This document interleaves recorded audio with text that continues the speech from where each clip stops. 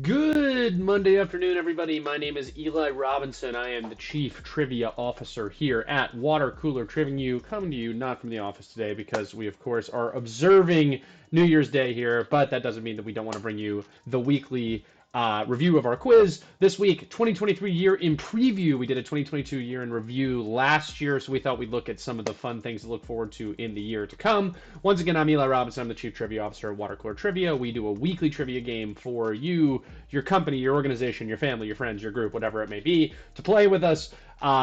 Increase camaraderie, have a lot of fun doing it. You can find us online at watercoolertrivia.com. We have a 4-week free trial so that everybody can see what it is that we're all about. So, looking at the results of this week's quiz, pretty stock of where we like to see it.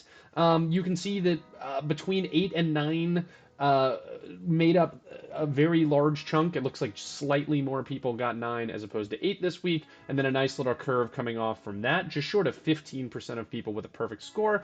We like to see between 10 and 15% for a perfect score. We want it to be an accessible quiz and something that people can do well on, but not certainly every week.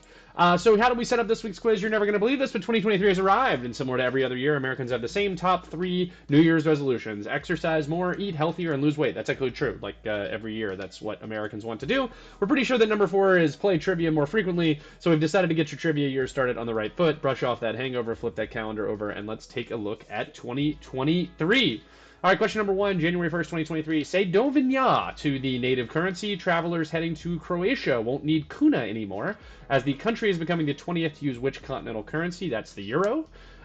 Next month, February 23rd, for the last 2 decades, the only thing as inevitable as death and taxes was Ellen Pompeo being on ABC. However, February will mark the end of her character Meredith Blank's regular appearances on what? Medical drama. That would, of course, be Grey's Anatomy.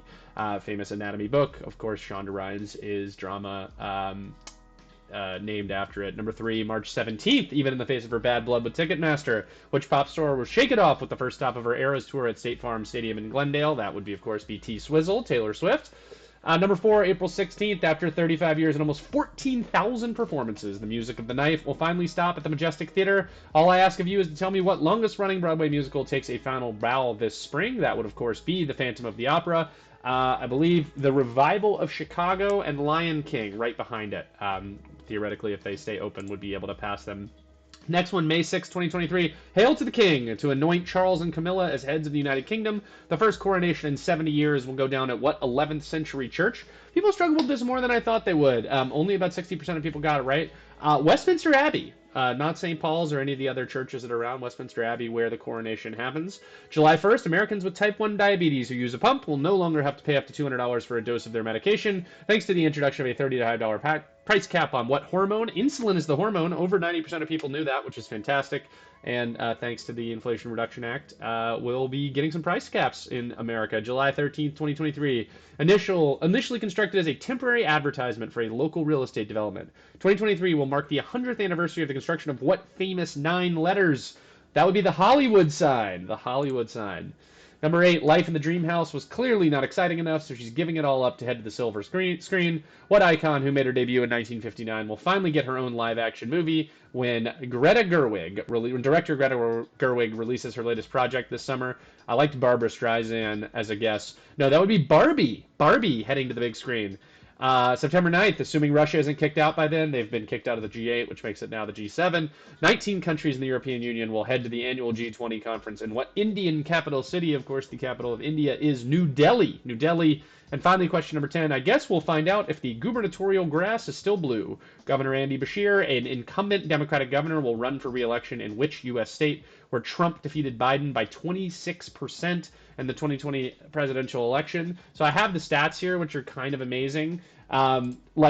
It's wild how red of a state Kentucky is. Like, if you search by margin here, here we go, maybe. If you search by margin for what's going on in the presidential election, I mean, Kentucky is like the 6th or 7th most popular state for President Trump, and yet they have a Democratic governor, and as far as I can tell, a very popular Democratic governor. So pretty amazing that they are going to theoretically, in an off-cycle election, have this big moment that the country will certainly be looking at. That would be Andy Bashir. And somehow, I don't really know, but my Chrome isn't working. That's lovely. Oh, there we go.